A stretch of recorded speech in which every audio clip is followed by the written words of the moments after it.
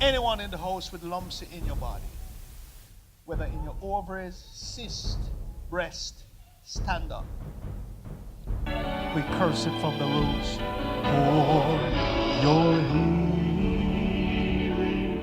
You said that the persons who are in the line supposed to let you know when the lump gone. I can't find it anywhere. I checked before I went into the line. It was like this, and I was very concerned. I went to the doctor about it, and I didn't know. And when you call out to the line, I was very hesitant to get up, sir. I'm just get up. I'm going to the.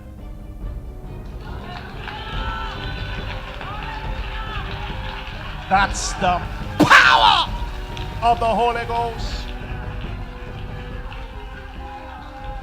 Every person who's standing here who have a lump, let me tell you this.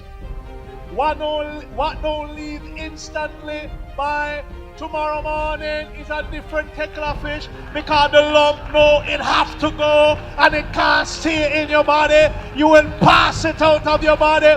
Come on, give God praise.